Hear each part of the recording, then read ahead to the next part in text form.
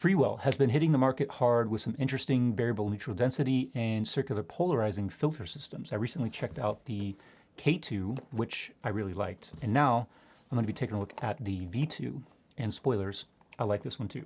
For years, I had been using pretty cheap variable neutral density filters, and after a while, I just kind of stopped using them because I got tired of the really egregious color cast, and sometimes it adds kind of a grittiness to out of focus areas in the shot, plus the cross polarization. And it wasn't until Freewell actually sent me the K2 that I got back into using variable neutral density filters, because I was just really impressed with the quality of their filters. So the innovation with the V2 system is that it is a variable neutral density filter, 3 to 7 stops, plus a circular polarizing filter at the same time. Why does that matter? Why should you care? Well, a lot of variable neutral density filters are essentially 2 circular polarizing filters.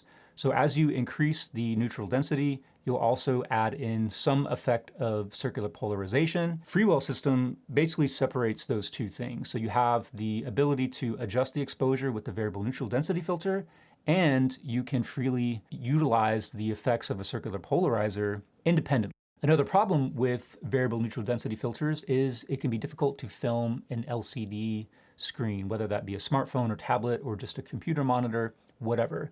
As you increase or decrease the neutral density, you also may completely obscure the screen.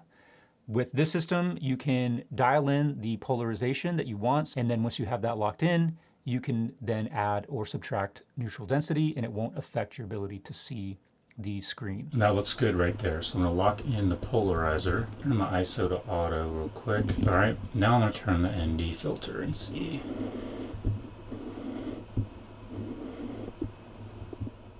The Freewell V2 has a couple of different components. You have an adapter ring, in this case an 82 millimeter, but they sell various different thread sizes or filter sizes. And then you obviously have the CPL and VND. So this is just going to magnetize onto the adapter ring. So you obviously screw the adapter ring onto the front of your lens and then stick the filter on. Now the filter has 2 thumb screws, which allow you to essentially rotate the whole thing to get the desired polarization. Once you have the polarization, then you just tighten down the thumb screws so it will no longer freely rotate, and that will allow you to rotate the variable neutral density filter. It's a 3 to 7 stop, so that's 8 to 128 stops of ND, and it also has hard stop. So you never have any issues or worries about cross polarization or those kind of like X patterns that you might see on other freely spinning variable neutral density filters. They also sell a couple of different effects filters. Freewell sent me this quarter glow mist. So this is going to be similar to a Black Pro mist or Tiffin low contrast filter. These will just magnetize to the front of the variable neutral density filter. Or if you flip it around, it does have threading on it. So you can thread this directly onto the adapter ring. So you don't have to use the VND to use the effect filter. It is worth noting that you cannot thread this directly onto the front of your lens. You have to use one of the adapter rings from Freewell. I don't usually use these kind of glow or softening filters. Obviously they're very popular, lots of people use them, but all the B-roll shots here that are throughout this video of me and my wife in the park and in the car were utilizing the glow mist.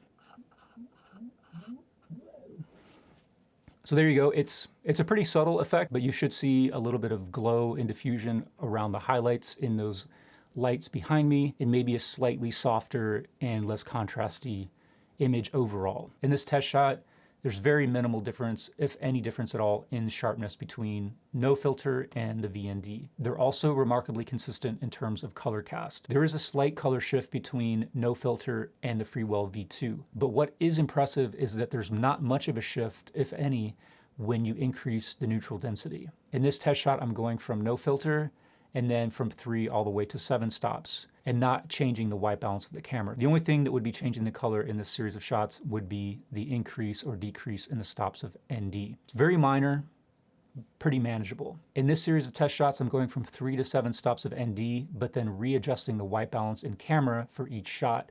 And as you can see, that will take care of really any cast that there might be. The benefit of using a VND is adjusting your exposure with only one filter. Otherwise, you're going to have to swap out multiple filters, so that's going to be expensive and also time consuming. You may not want to take the time to readjust your white balance on every shot, so it's important to have a VND that is going to have a consistent color cast. And that's something that you get with the V2. Nothing's perfect, so let me mention some cons, and if not cons, just some things to be aware of. With other VNDs that screw onto the front of the lens, you can obviously buy different sizes of them. So if you don't have an 82mm lens, maybe you only have 72mm, your biggest lens size that you have, and you don't anticipate ever buying something bigger, you're still going to be stuck with an 82mm filter. It's obviously a trade-off. So if you have a lot of smaller lenses, then you're going to have a kind of a bulky and maybe a little bit awkward system. It's obviously the smart way to do it. That's what people often do anyway, is just buy a large filter and then adapt it with stepping rings to all of the various lenses that they have. The thumb screws that allow you to lock in the polarizer and then allow you to spin the neutral density filter are not captive. So you can just unscrew these completely.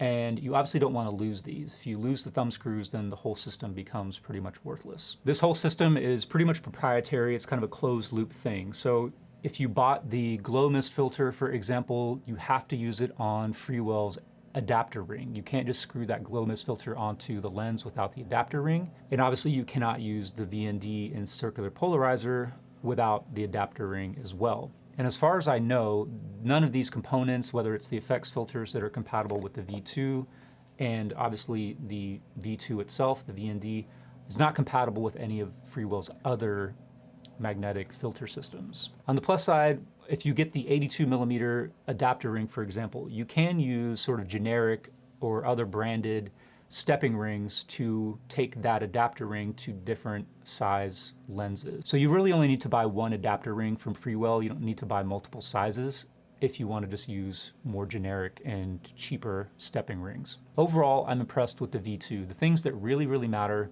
are the quality of the glass. It's not reducing sharpness to any noticeable degree, and it has a very minimal color cast.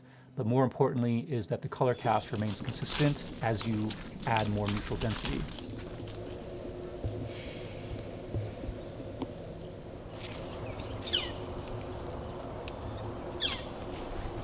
Oh, I'm so excited. I gotta bring my dog.